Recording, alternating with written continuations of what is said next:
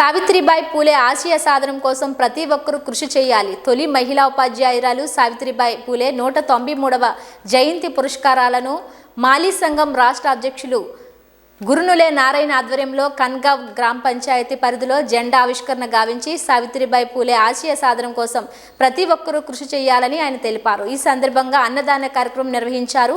ఈ కార్యక్రమంలో కానర్గావు సర్పంచ్ కాంగ్రెస్ పార్టీ నియోజకవర్గ యూత్ అధ్యక్షులు జీవన్, నాయకులు ప్రవీణ్ తదితరులు పాల్గొన్నారు. గ్రామ పంచాయతీ జ్ఞానజ్యోతి సావిత్రిబాయి పూలే 193వ జయంతి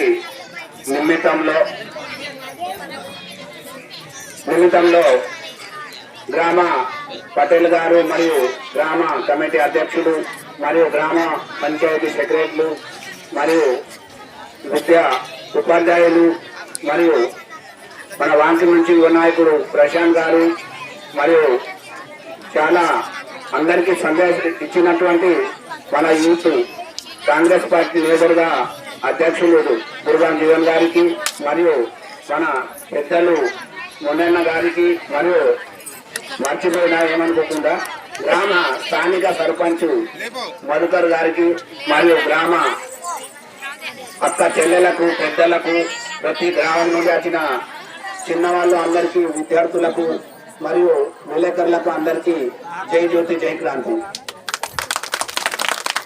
ఈరోజు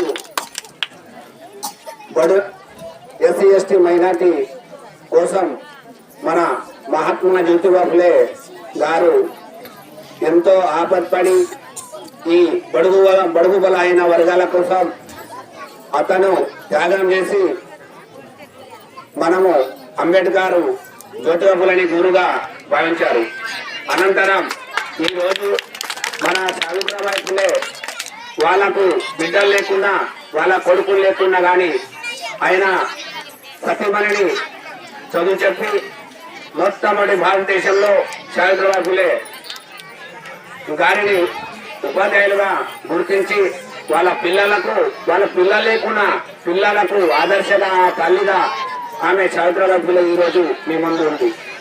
ఈరోజు జయంతి చేస్తున్నామంటే సావిత్రిబాయి ఫులే పుణ్యానికే. చాలా చక్కగా మన బోధ సమాజ్ వాళ్ళు చాలా చక్కగా చెప్పారు. మనం ఎక్కడైనా కానీ తక్కువలో ఎక్కడ ఉన్నామంటే చదువులోనే ఉన్నాం.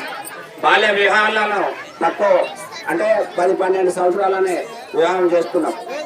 సావిత్రిబాయి ఫులే ఏడో సంవత్సరంలోనే వాళ్ళ మ్యారేజ్ అయింది కాబట్టి ఆ మ్యారేజ్ కాకుండా వాళ్ళు ఏమంటే మేమే తప్పు పని చేసినాం, మళ్ళా మా జాతికి మా మాలీ సంఘం వాళ్ళకు ఇటువంటి జరగకుండా ప్రతి ఎస్సీ ఎస్టీ మైనార్టీ వాళ్ళకు కూడా ఇట్లా జరగకుండా వాళ్ళ పరిస్థితులు చూస్తే అప్పట్లో వాళ్ళు ఉంచటానికి కూడా బ్రాహ్మణ్ దగ్గర కానీ కొండల దగ్గర కానీ వాళ్ళు ఇట్లా ఉంచటానికి కూడా అసలు ఛాన్స్ లేదు.